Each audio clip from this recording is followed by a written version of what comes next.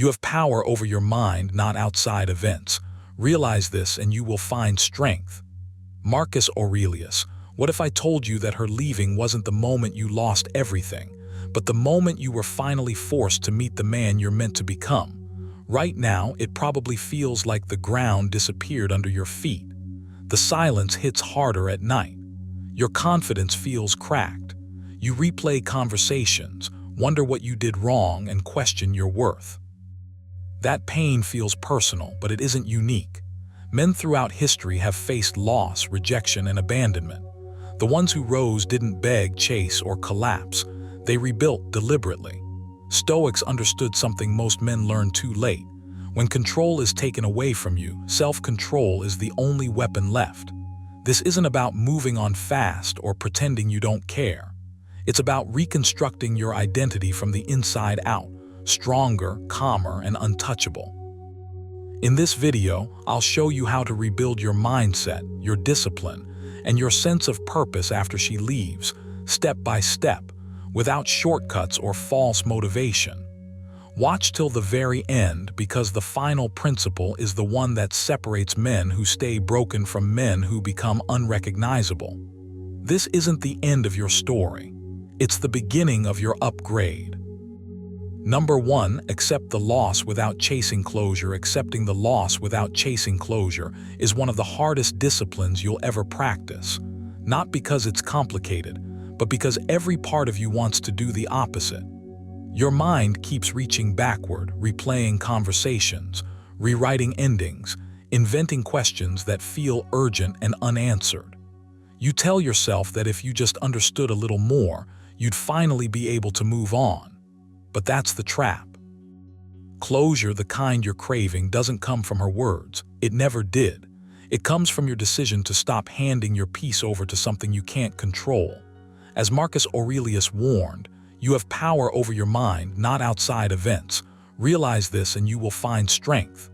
Right now, the outside event has already happened. She's gone. The only thing left to govern is how much of yourself you allow to go with her. You need to understand this clearly. Chasing closure is still chasing her. It keeps you tethered to a version of the past that no longer exists. Every unanswered question becomes a thread, and soon you're wrapped up in a story that doesn't move forward. You might feel noble for wanting answers, for wanting to end things properly, but deep down you know the truth. If she explained everything tomorrow, your mind would invent new questions the day after. The hunger wouldn't stop. Seneca wrote, "The greatest obstacle to living is expectancy, which hangs upon tomorrow and loses today." Closure keeps you waiting. Acceptance brings you back to now. And now is where your rebuilding begins. Accepting the loss doesn't mean pretending it didn't hurt or forcing yourself to feel okay. It means you stop arguing with reality. You stop waking up each day hoping something will reverse itself. You stop rehearsing speeches you'll never give. Acceptance is quiet, and at first it feels empty. But emptiness is not the enemy. Emptiness is space. Space is where you rebuild. When you don't chase closure, you reclaim hours of mental energy that were being burned on speculation and regret. That energy has to go somewhere, directed inward. Ask yourself not "why did this happen?" but "what kind of man do I become now that it has?" That question has weight. It has direction. There will be moments when the urge hits you hard, a sudden memory, a phrase she used to say. A late night when your discipline feels thin. In those moments, you don't need to overpower the feeling. You need to observe it. Epictetus taught that events themselves don't disturb us, our judgments about them do. When the urge to reach out rises, pause, name it. This is my mind seeking relief. Not truth, not growth, relief. And relief gained by reopening old wounds always costs more than it gives. Sit with the discomfort instead of running from it. Let it pass through you like weather. It always does. Here's a practical exercise you need to adopt immediately. Take 10 minutes a day and write down every question you wish you could ask her. Don't censor it. Get it all out. Then at the end, write one sentence beneath the list. "I do not need these answers to move forward." Close the notebook. Do not reread it. This isn't about solving anything. It's about training your mind to release unfinished loops instead of feeding them. Over time, you'll notice the list stops growing. That's progress. Quiet, invisible progress, but real. Another discipline is learning to let the story end without adding a sequel. Your mind wants to keep narrating what she's thinking, whether she misses you, whether you could fix things if you acted differently. That narration feels automatic, but it's a habit, not a fact. Break it. When you catch yourself continuing the story, interrupt it. Replace it with something physical and grounding. Move your body. Take a cold shower. Breathe deeply and count your exhales. Anchor yourself in the present moment. Marcus Aurelius reminded himself daily, do not waste what remains of your life in speculating about others. That advice was written centuries ago, and it's still cutting straight through the noise. Accepting the loss without closure also means accepting uncertainty without resentment. You may never know the full truth, and that has to become okay. Not comfortable, okay. Strength isn't knowing everything. Strength is functioning without needing to. When you stop demanding certainty, you stop being emotionally negotiable. You stop being pulled by every thought that passes through your head. You become solid again. This is where self-respect quietly returns, not through confident speeches or distractions, but through restraint, through choosing not to act on every impulse. Build a daily ritual around this acceptance. Each morning, remind yourself of one thing you can control today: your effort, your discipline, your conduct. Each evening, reflect on one moment where you resisted the urge to look backward. That's how habits are forged. Small wins, repeated. Seneca believed that we suffer more in imagination than in reality, and he was right. The pain you feel now is real, but the suffering multiplies when you keep reopening it. Acceptance closes the wound enough for healing to begin. There's a strange freedom that comes when you finally stop waiting for something from someone who has already left. You stop checking your phone with quiet hope. You stop interpreting silence as a message. You stop outsourcing your sense of resolution. And in that space, something steadier takes root. You begin to trust yourself again. You realize you don't need permission to move on. You don't need an explanation to rebuild. You don't need closure to become whole. This is not the end of your story. It's the end of a chapter you didn't choose to close, but you can choose not to reread it every night. Accept the loss. Let it be unfinished. Let it be imperfect. Then turn your attention to what remains: your time, your body, your mind, your future. That's where your responsibility lives now. That's where your power has always been. Number 2, cut contact to regain emotional control. Cutting contact isn't about punishment. It isn't about being cold, dramatic, or trying to win some invisible chess match. It's about one thing only: getting your emotional steering wheel back in your hands. Right now, if you're honest, your emotions are reacting instead of responding. A message, a photo, a scene notification, even the idea of her name popping up can hijack your focus for hours. That's not weakness. That's biology mixed with attachment. But staying available to that trigger keeps you stuck. You don't heal a burn by touching the fire every morning to see if it still hurts. You already know it does. You need distance so your nervous system can finally stand down.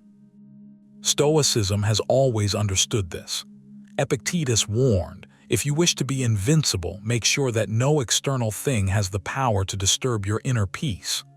Right now, contact is the external thing disturbing you.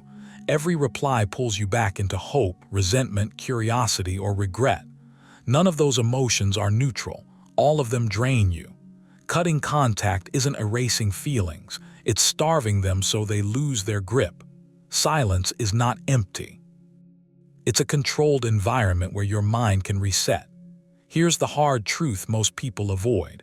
Emotional control doesn't come from closure conversations. It comes from removing inputs. You don't need one last explanation. You don't need to just check in. Those impulses feel reasonable because your brain wants relief, not growth. Relief is short-term. Control is long-term. Marcus Aurelius wrote, "You have power over your mind, not outside events. Realize this and you will find strength." Cutting contact is you acting on that power instead of surrendering it. When you stop reaching out, something uncomfortable happens. The noise gets louder before it gets quieter.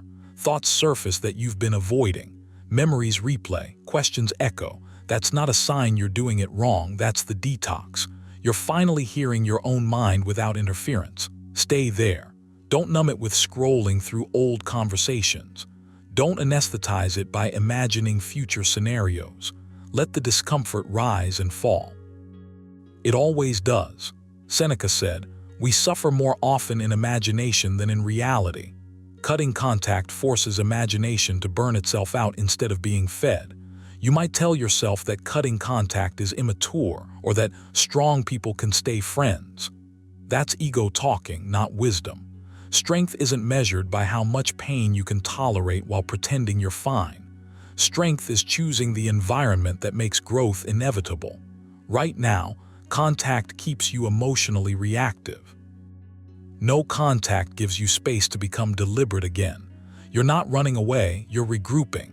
This is where action matters, not motivation, not affirmations. Action. Start with a clean break from digital access. Mute, unfollow, archive, block if needed. Not forever. For now. You're not doing this to hurt her or make a statement. You're doing it to reduce emotional volatility. Think of it like lowering the volume so you can hear yourself think. Every notification you eliminate is a small reclaiming of attention. Attention is your most valuable asset right now. Next, establish a daily emotional discipline. Stoics didn't wait to feel better before acting better. They acted first. Each morning, write one page answering a single question. What emotions am I likely to face today, and how will I respond instead of react? Don't analyze the past. Don't speculate about her. Keep it present-focused. This trains your mind to anticipate triggers without being owned by them.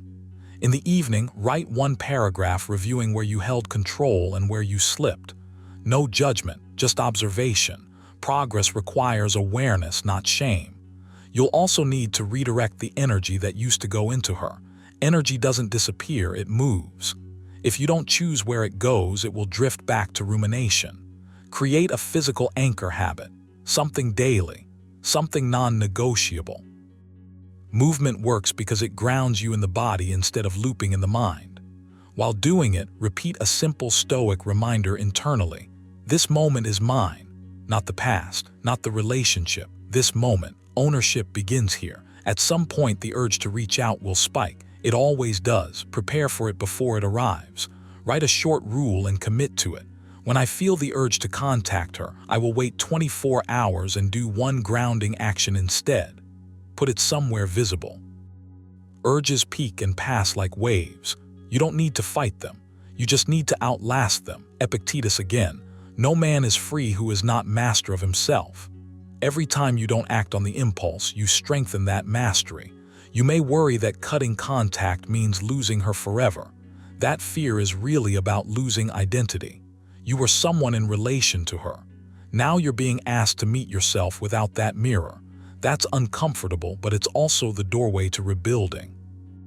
You're not becoming colder, you're becoming clearer. Clarity is attractive, grounded, and rare, but more importantly, it's peaceful. There will be days you feel powerful and days you feel hollow. Both are normal. Don't interpret emotions as instructions. Feel them, let them pass. Keep your boundaries intact. The goal isn't to erase attachment overnight. The goal is to stop letting attachment dictate your behavior.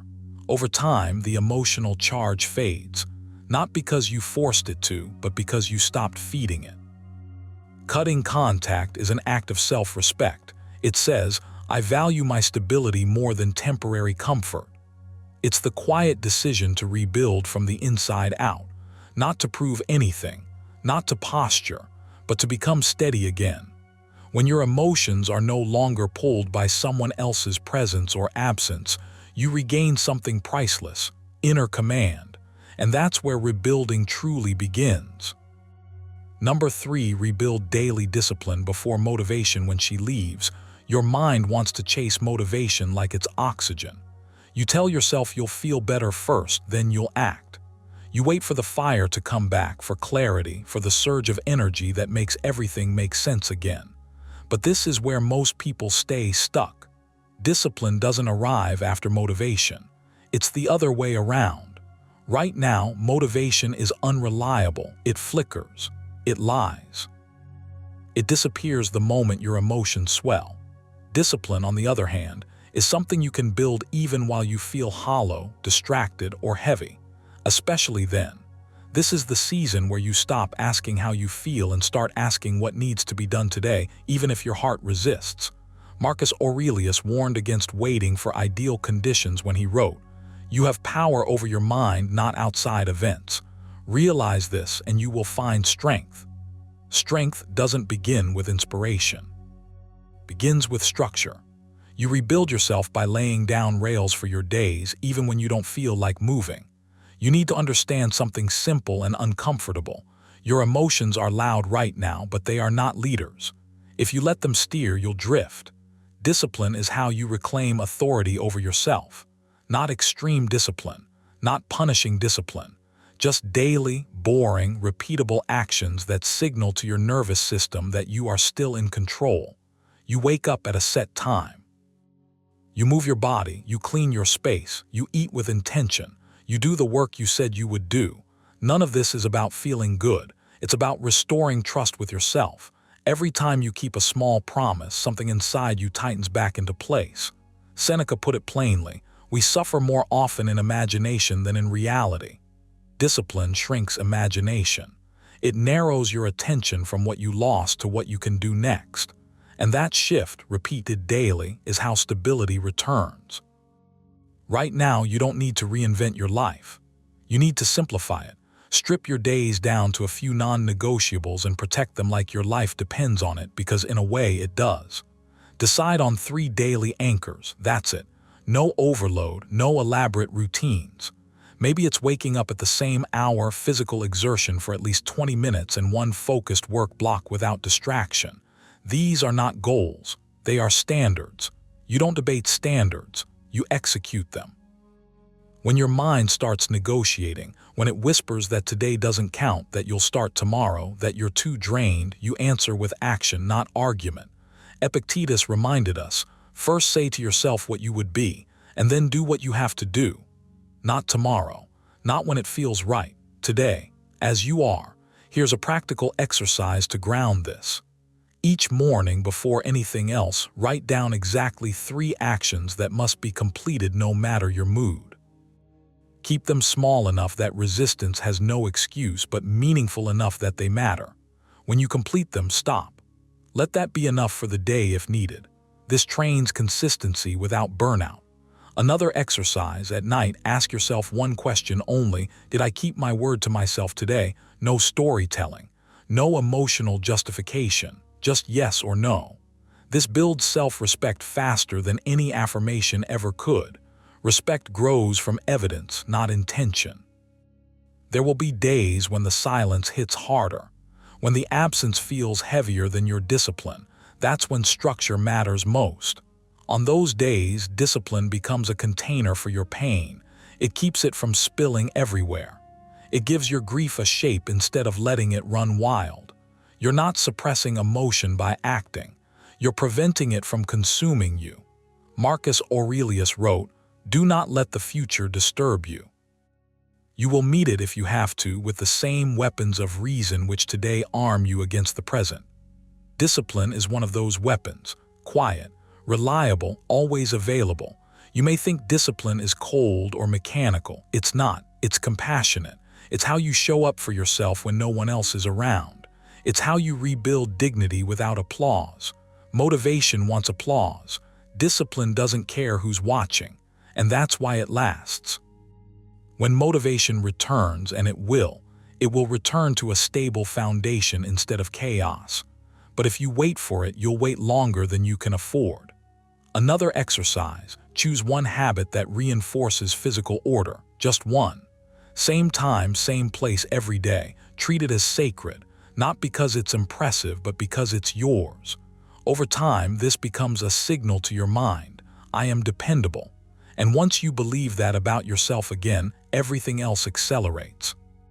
Confidence doesn't come from feeling powerful. It comes from knowing you can rely on yourself under pressure.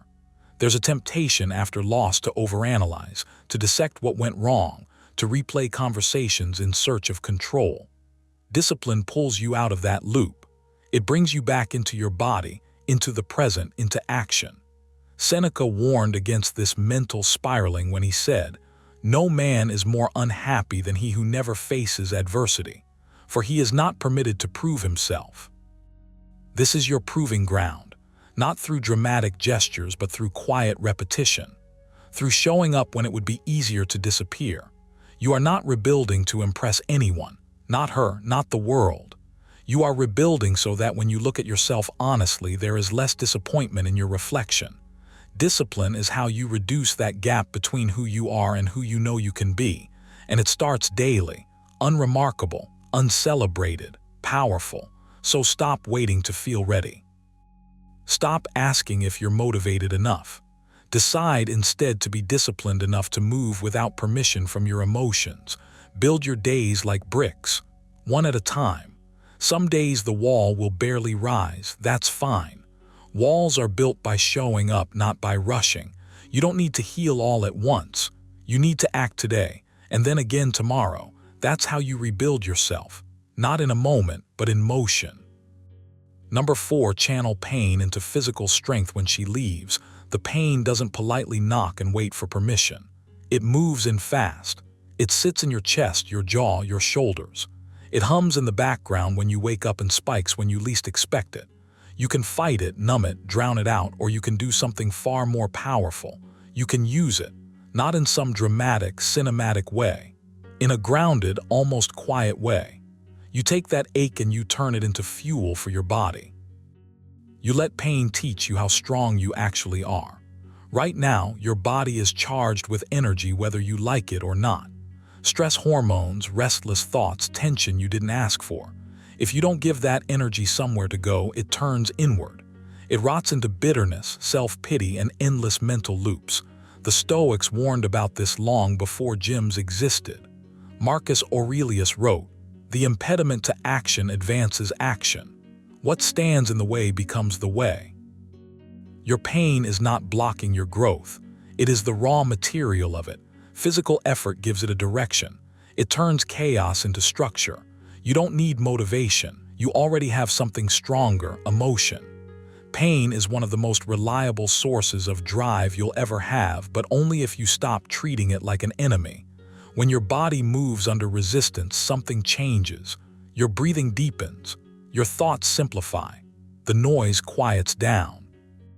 For those moments, you're not replaying conversations or imagining alternate endings.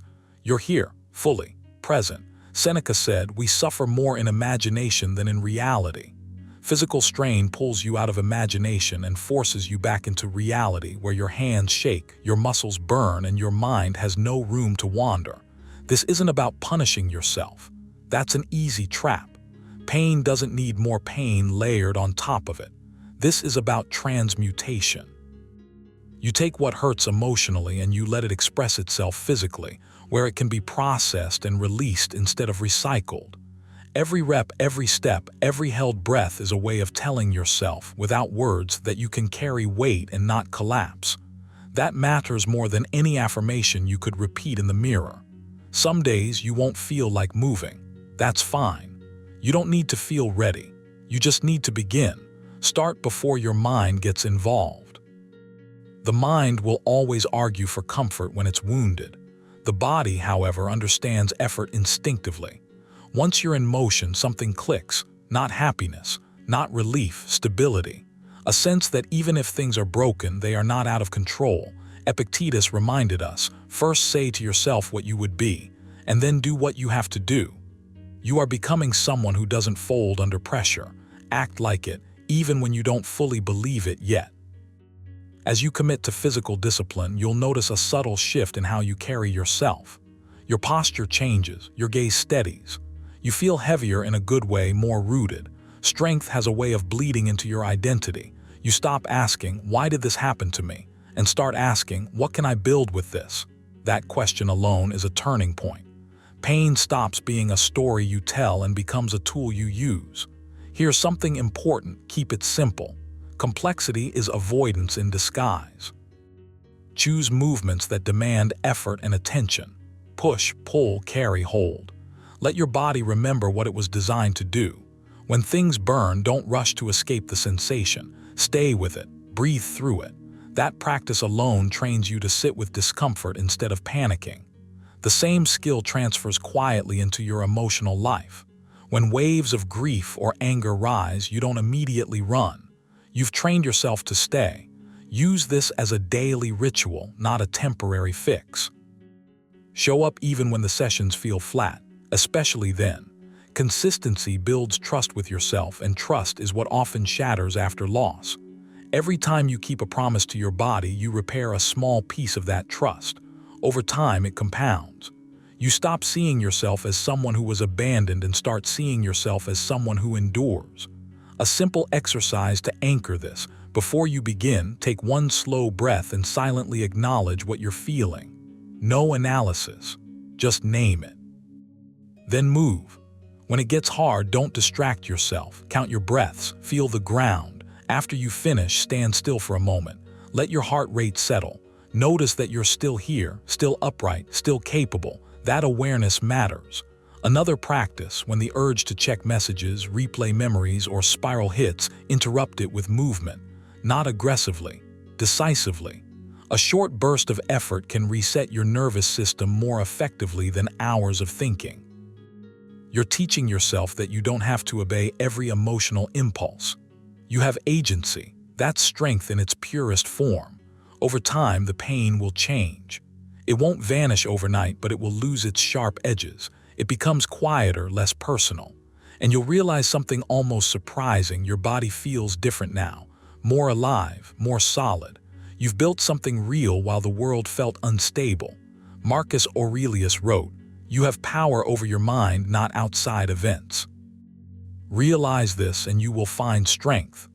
Physical discipline is one of the fastest ways to make that truth tangible. This isn't about becoming intimidating or proving anything to anyone.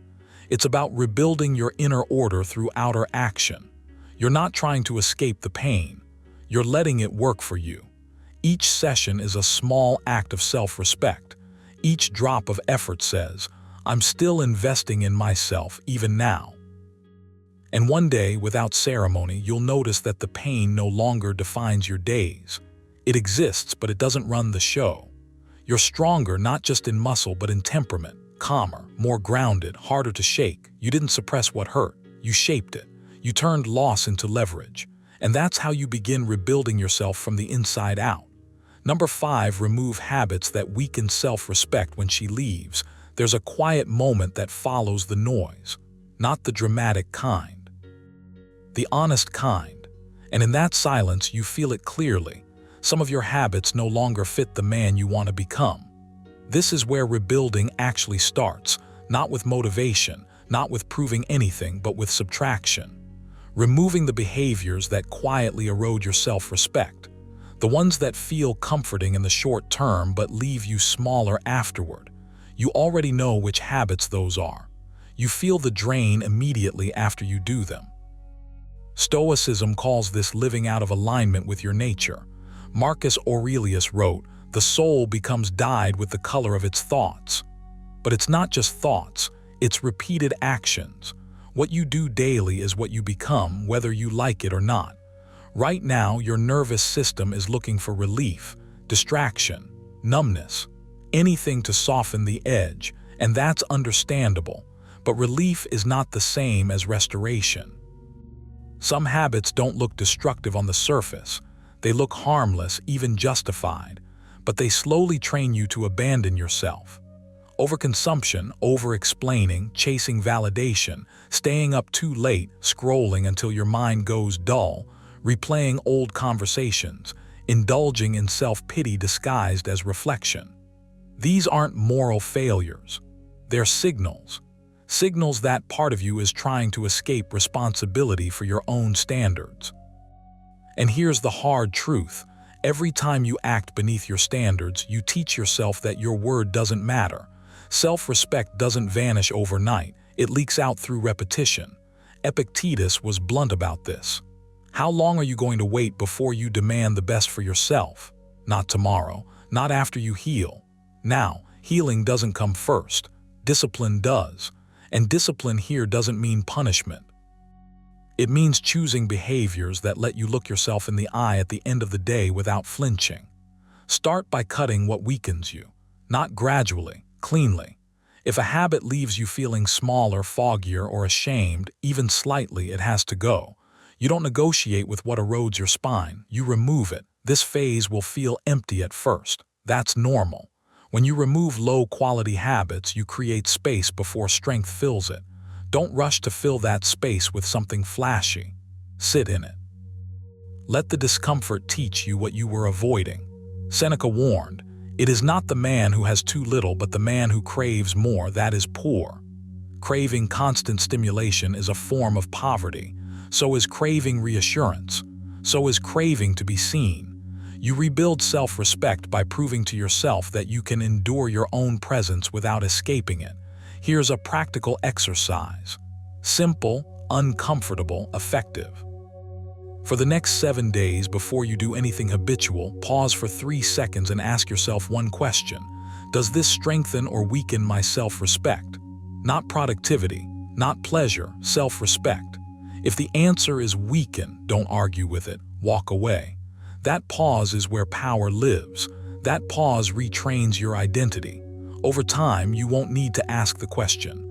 Your body will already know. Another exercise, define 3 personal standards that are non-negotiable during this rebuilding phase. Not goals, standards, how you sleep, how you speak to yourself, how you treat your time, write them down. Then act in accordance with them even when no one benefits, notices, or cares, especially then. Marcus Aurelius reminded himself daily, waste no more time arguing what a good man should be. Be one. You don't rebuild by talking about growth. You rebuild by alignment. You may feel the urge to announce your progress, to explain your transformation, to seek acknowledgement. Resist that. Over-explaining is often a sign of insecurity masquerading as honesty. Silence, when chosen intentionally, sharpens you. When you remove the habit of justifying yourself, your actions speak with more weight. You don't need to be understood to be grounded. You need to be consistent. Expect resistance. Not from others, from yourself. The version of you built on old habits will fight to survive. It will whisper that you're being too hard on yourself, that you deserve relief, that this can wait. That voice isn't evil, it's just outdated. Thank it, then move forward anyway. Stoicism doesn't ask you to suppress emotion. It asks you to stop letting emotion drive the wheel. You have power over your mind, not outside events. Realize this and you will find strength, Marcus Aurelius said. Removing weak habits is an act of reclaiming that power. Another practice, end each day with a brief internal audit. No journaling required if you don't want it. Just ask, did I act in a way that earned my respect today? Not perfection, effort. If the answer is no, don't spiral, course correct quietly. Shame is useless. Responsibility is not. As days pass, something subtle shifts. Your posture changes. Your words slow down. Your reactions soften. Not because you're trying to appear strong, but because you are no longer leaking energy into behaviors that betray you. This is the kind of strength that doesn't announce itself. The kind that doesn't need to be seen. The kind that lasts. Rebuilding after she leaves is not about replacing her. It's about replacing the version of you that tolerated self-abandonment. Remove the habits that weaken your self-respect and the rest follows naturally. Confidence, clarity, direction. These are side effects, not targets. Stay close to your standards. Stay ruthless with what drains you.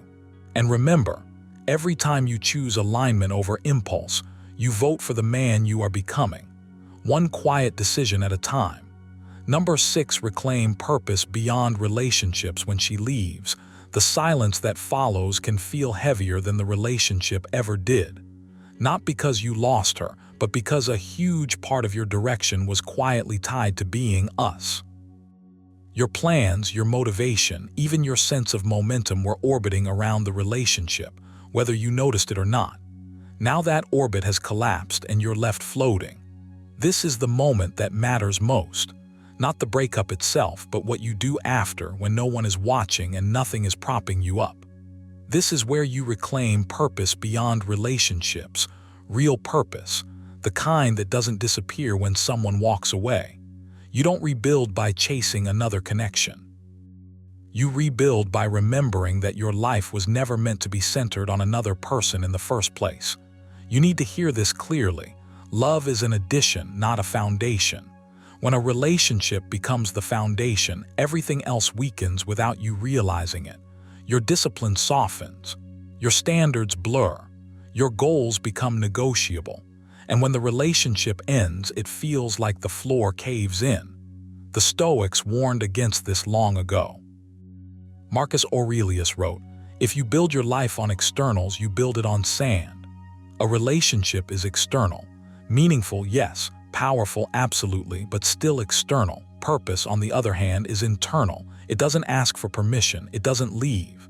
It doesn't wake up one day and decide it wants something different. Purpose is something you choose and recommit to daily, especially when you don't feel like it. Right now, your mind may be screaming for relief, for distraction, for reassurance, for another person to fill the gap. Resist that impulse.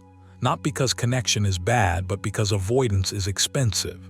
Every time you try to numb the emptiness instead of understanding it, you delay your growth. This emptiness isn't a flaw, it's a signal.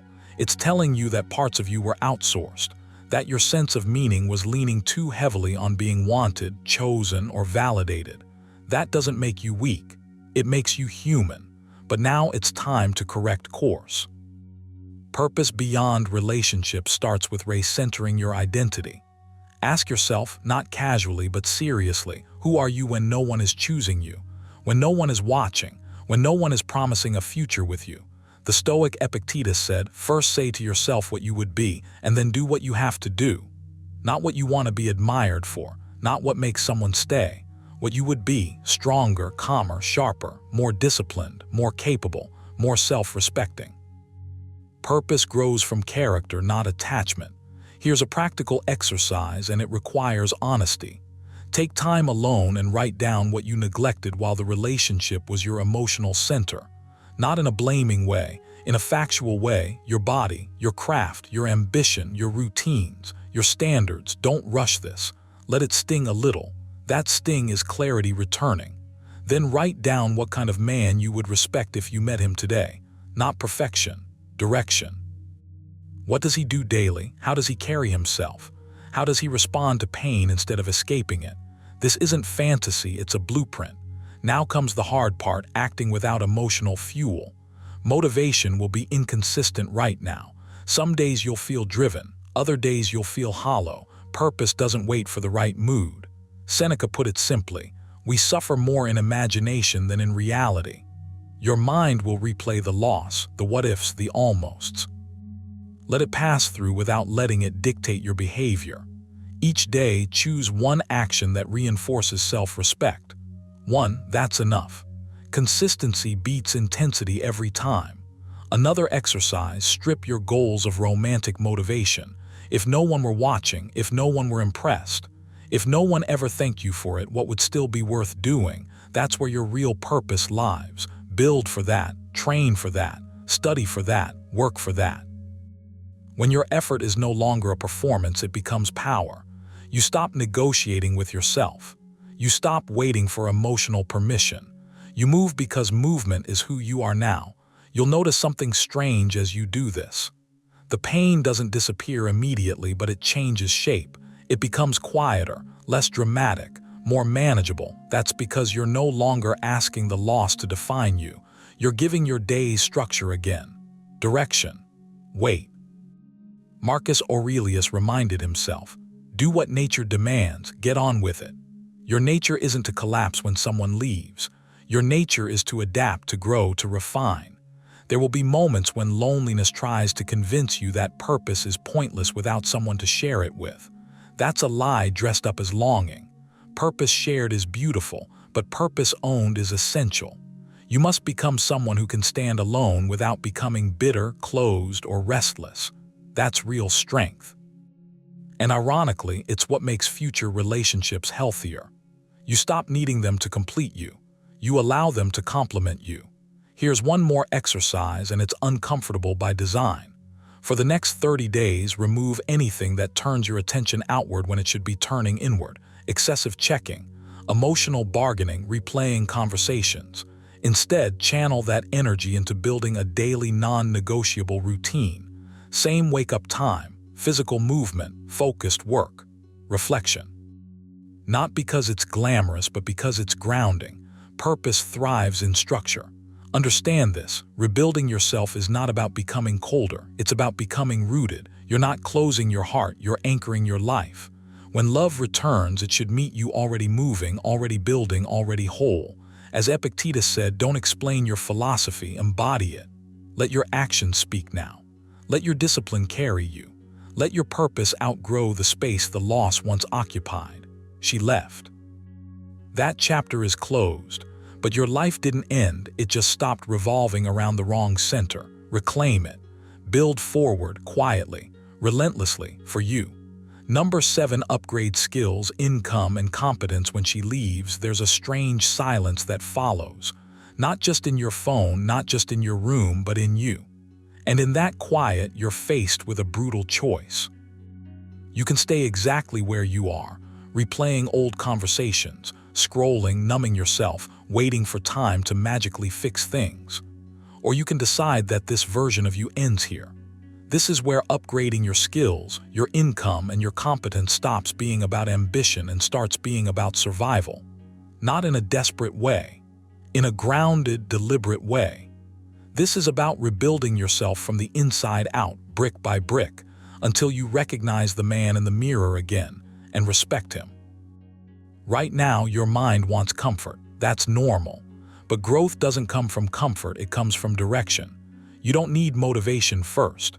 You need movement. Skills are the fastest way to reclaim momentum because they give you something solid to work on when emotions feel slippery and unreliable.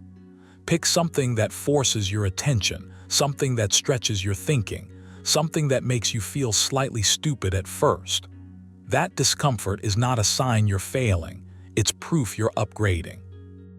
Seneca warned that we suffer more often in imagination than in reality. And this is one of those moments.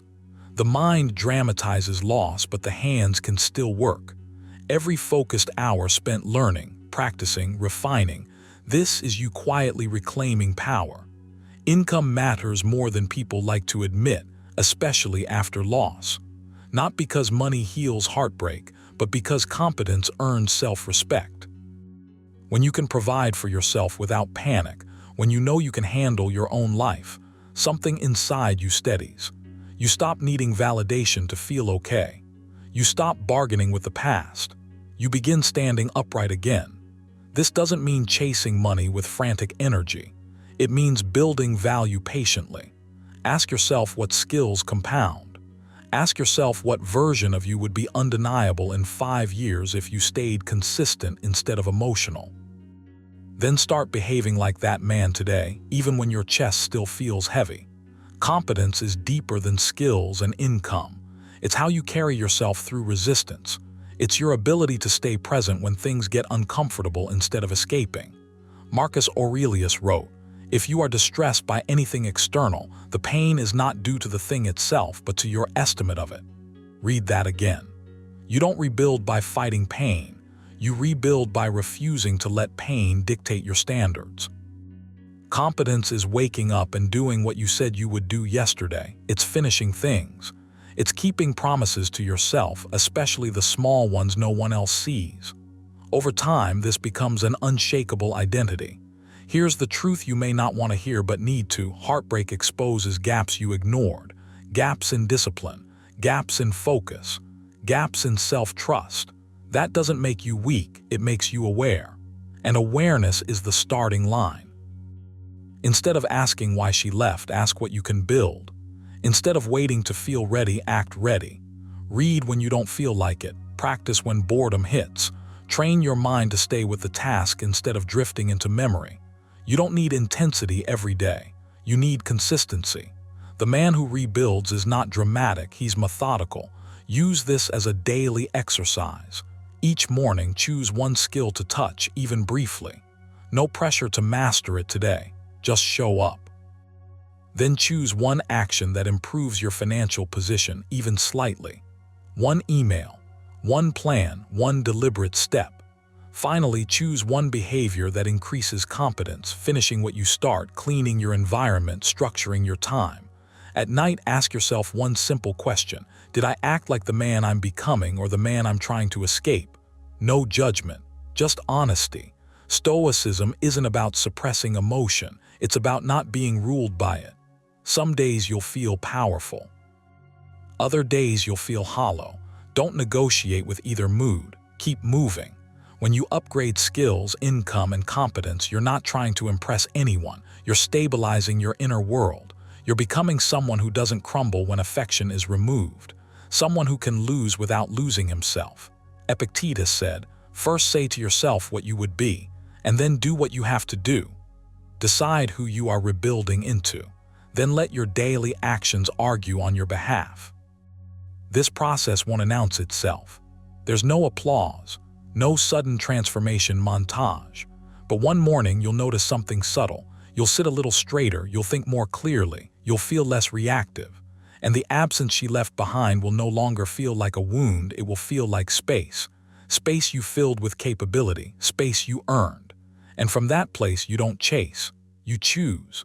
Number 8, master emotional restraint and silence. When she leaves, the noise inside your head gets loud. Thoughts pile up. Words you never said start begging to be spoken. Emotions want an outlet, and the easiest outlet is reaction. Texts you shouldn't send, explanations no one asked for, silence you keep breaking just to feel less alone. This is where most people lose themselves. And this is exactly where you begin to rebuild yourself. Emotional restraint and silence aren't about suppression. They're about mastery. They're about you deciding that your inner world doesn't get hijacked by temporary pain. As Marcus Aurelius wrote, "You have power over your mind, not outside events. Realize this and you will find strength." Right now, strength isn't loud, it's quiet, it's controlled, it's deliberate. You don't need to announce your pain to validate it. You don't need to explain yourself to regain dignity. The urge to react is natural, but indulging it keeps you stuck. Silence, when chosen consciously, is not weakness, it's space. Space to breathe, space to think. Space to separate who you are from what you're feeling. Epictetus reminds you, it's not things that disturb us, but our judgments about things. The moment you stop narrating your pain out loud, you begin to see it more clearly. You realize emotions rise, peak, and fall whether you chase them or not. Silence teaches you this. It shows you that you don't have to follow every impulse just because it shows up. Emotional restraint doesn't mean you feel less. It means you feel without letting emotion dictate your behavior. There's a difference. Anyone can react. Few can pause. Fewer still can pause repeatedly until it becomes habit. That pause is where your power lives. When you stop reacting immediately, you interrupt the cycle that keeps you attached to what's gone. You stop feeding the memory with attention. You stop reinforcing the wound with words. Over time, the emotional charge weakens, not because you forced it away, but because you stopped giving it control. This is how you reclaim yourself quietly, without spectacle, without needing approval. Silence also protects your future self. Every word spoken in emotional chaos becomes something you have to live with later. Silence leaves no regret behind. It keeps your self-respect intact while your emotions recalibrate. Seneca wrote, "The greatest remedy for anger is delay." The same applies to grief, longing, and desperation. Delay is not avoidance, it's wisdom. It's you saying, "I will not let today's pain make tomorrow's decisions." Each time you choose silence instead of reaction, you strengthen a muscle most people never train. And like any muscle, it grows with repetition. You'll notice something subtle when you practice this.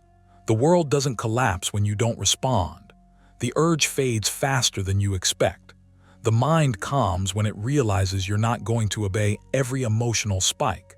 Silence becomes less about holding back and more about standing still. You stop chasing relief and start cultivating steadiness. That steadiness is attractive not to someone else but to your own sense of identity. You begin to trust yourself again. You begin to feel grounded, To make this practical, start with controlled pauses. When emotion hits, don't act for 10 minutes, just 10. Sit with the feeling, let it move through you without commentary. Breathe slowly and deeply. Tell yourself this feeling is intense, but it is temporary. Do this repeatedly. You're teaching your nervous system that it doesn't need to sound the alarm every time discomfort appears. Over time, extend the pause. 30 minutes, an hour, a day. This is training, not punishment. Another exercise is disciplined expression. Give your emotions a container that doesn't leak into the world. Write everything you want to say uncensored, but don't send it. Read it once, then close it. This isn't about venting endlessly, it's about acknowledging what's inside without letting it control your actions. You'll notice patterns, repeated thoughts, old loops. Awareness alone begins to dissolve them. You should also practice intentional silence daily, even when you're not overwhelmed. Spend time without stimulation. No phone, no noise, just you and your thoughts. At first, it will feel uncomfortable. That discomfort is the mind detoxing from constant distraction. Stay with it. Silence teaches you how much of your suffering comes from mental chatter rather than reality. As Marcus Aurelius observed, nowhere can a man find a quieter or more untroubled retreat than in his own soul. You don't rebuild by escaping yourself. You rebuild by learning to sit with yourself without panic. As you master emotional restraint, you'll feel a shift. You stop trying to prove your worth. You stop seeking closure from someone else's response. Silence becomes a boundary, a statement. Not to them, but to yourself. You are no longer available for emotional chaos. You are no longer negotiating with pain. You're observing it, learning from it, and letting it pass. This doesn't make you cold, it makes you composed. It doesn't make you distant, it makes you grounded. The man who can remain calm when his emotions demand chaos is a man rebuilding from the inside out. You don't announce this transformation, you live it. Quietly, consistently, relentlessly. And one day you'll realize something important. You're no longer fighting the urge to react, it's just not there anymore. Silence is no longer effortful, it's natural. Emotional restraint becomes your default, not your defense. At that point, you haven't just survived her leaving. You've outgrown the version of yourself that needed validation, reaction, or explanation. You've rebuilt something stronger, something steady, something unshakable. Stay silent, stay disciplined, stay present. This is how you reclaim your power, without saying a word. Number 9, redefine your standards and boundaries when she leaves. Everything inside you wants to either collapse or cling. Your mind looks for shortcuts, old habits, familiar patterns, lowered expectations, anything that promises relief. This is exactly the moment where redefining your standards and boundaries stops being a nice idea and becomes survival. Not survival in the dramatic sense, but the deeper kind, the survival of your self-respect. Right now, you don't need to figure out your entire future. You need to decide who you are willing to be going forward. Standards and boundaries are not rules you impose on others. They are agreements you make with yourself. And if you don't consciously redefine them now, pain will do it for you in ways you won't like.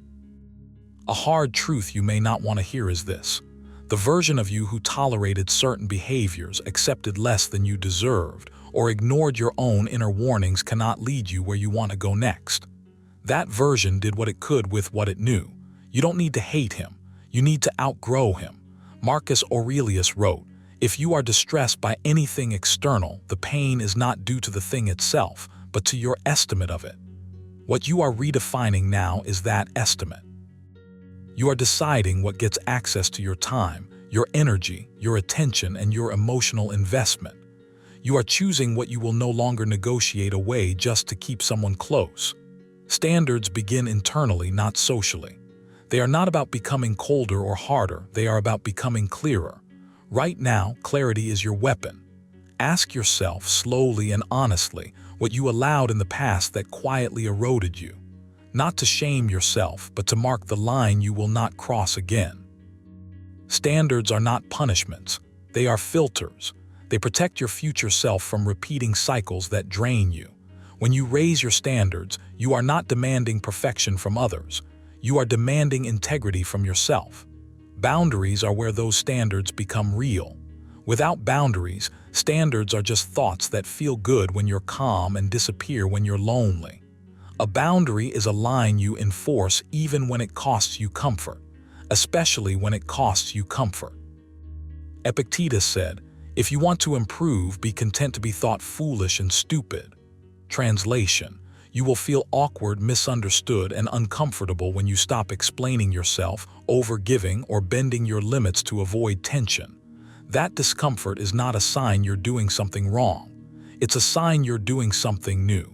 Right now, you need to stop asking, "How do I get back what I lost?"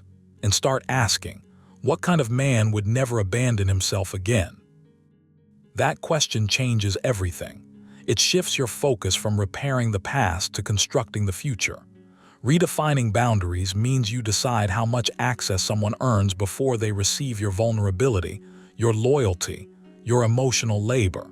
You stop giving premium treatment to people who haven't proven consistency. You stop negotiating your values in moments of weakness. You stop mistaking intensity for depth. This process will feel lonely at first. Not because you're becoming isolated, but because you're no longer available to everything that once distracted you from yourself. Seneca warned, "If a man knows not to which port he sails, no wind is favorable." Your standards are the port. Your boundaries are the sails. Without them, you drift. With them, even pain becomes directional. Even heartbreak becomes instruction. Here's a practical exercise you need to do, not someday, but now. Take a moment and define 3 non-negotiables for how you allow yourself to be treated. Not vague ideals, clear internal rules. These are not demands you announce to the world, they are lines you enforce quietly. If something violates them, you disengage. No speeches, no justifications. Action replaces explanation. This is how self-respect rebuilds itself, through behavior, not declarations. Next, redefine your standards for yourself. This part matters more than anything else. What do you expect from yourself when you're tired, lonely, or tempted to regress? Standards aren't just about relationships, they're about discipline, honesty, and consistency. Decide what kind of effort you give to your health, your work, your growth, even when no one is watching. Marcus Aurelius reminded himself, "Waste no more time arguing what a good man should be. Be one." You don't need motivation, you need alignment. Another exercise, write down what you will no longer do to keep someone in your life. Not because it's wrong universally, but because it's wrong for you. This is you closing doors gently but firmly. You are not becoming unavailable, you are becoming selective. That distinction matters. Selectivity is strength. Availability without standards is exhaustion. As you redefine boundaries, expect resistance, not always from others, but from within.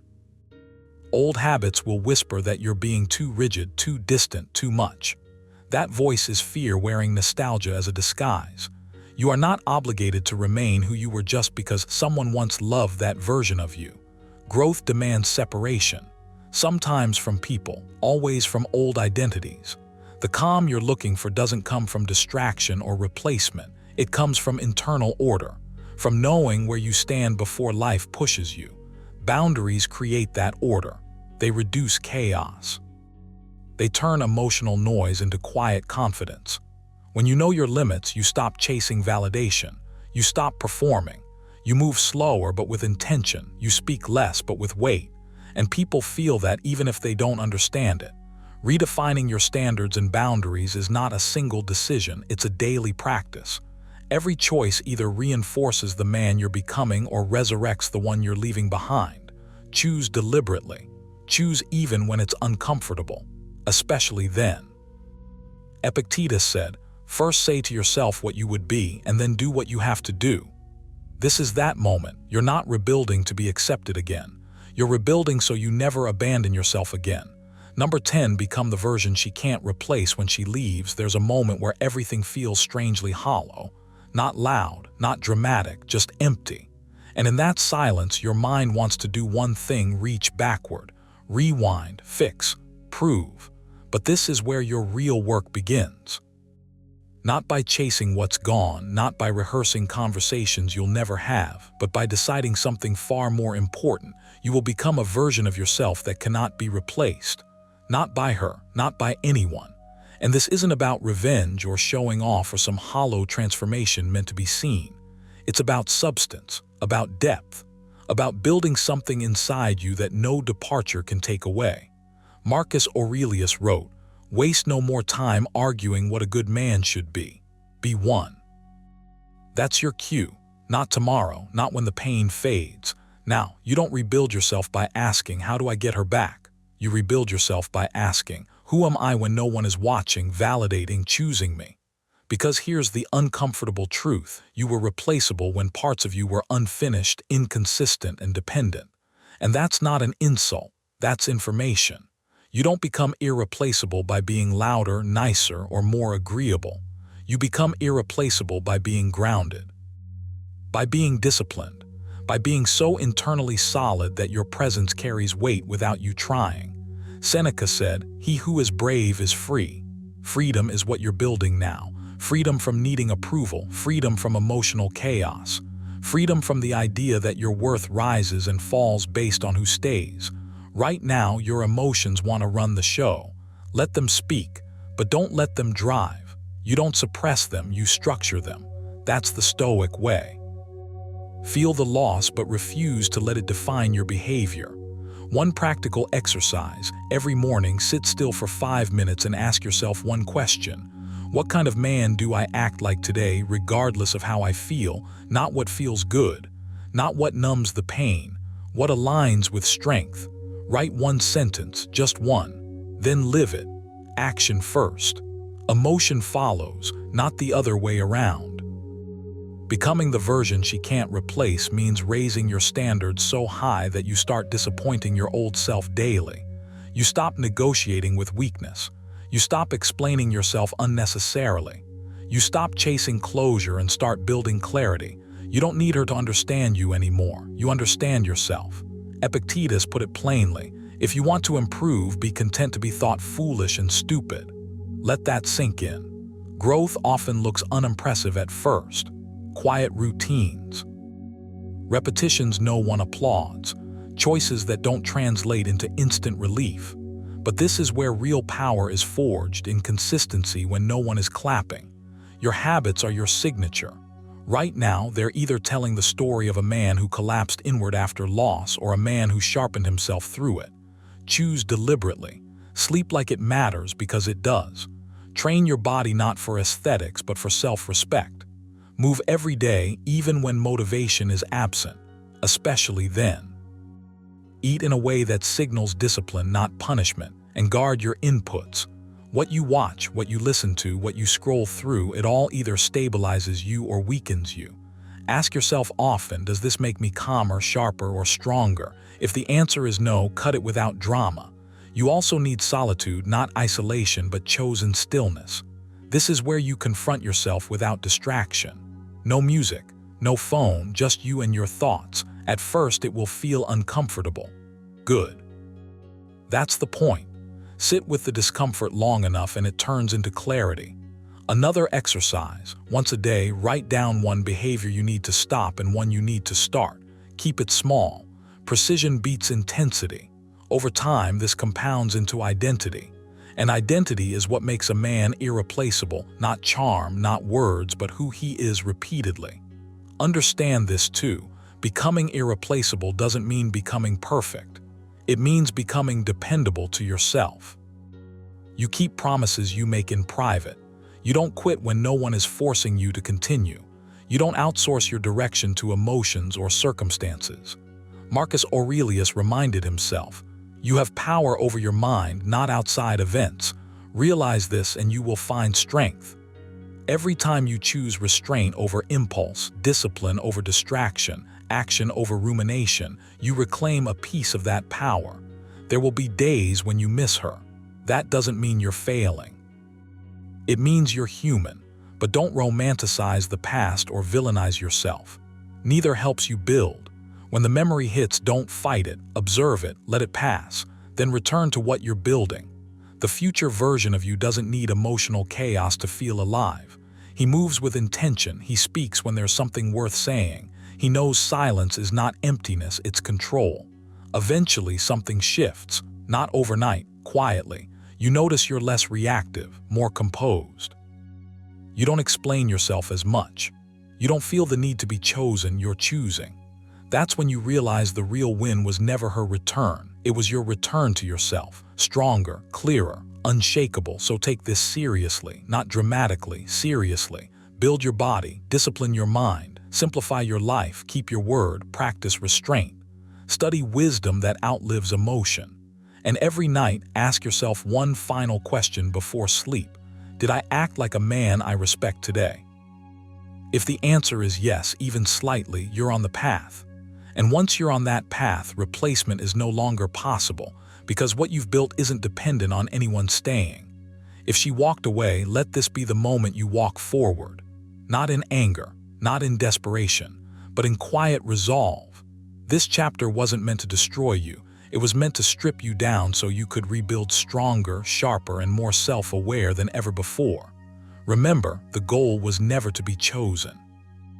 The goal was to become someone who doesn't beg to be chosen at all. Take what you've learned here and apply it daily. When no one is watching, when motivation fades, when the silence gets loud. If this video helped you even a little, make sure you stay connected, because the version of you that rises from this loss will thank you for it.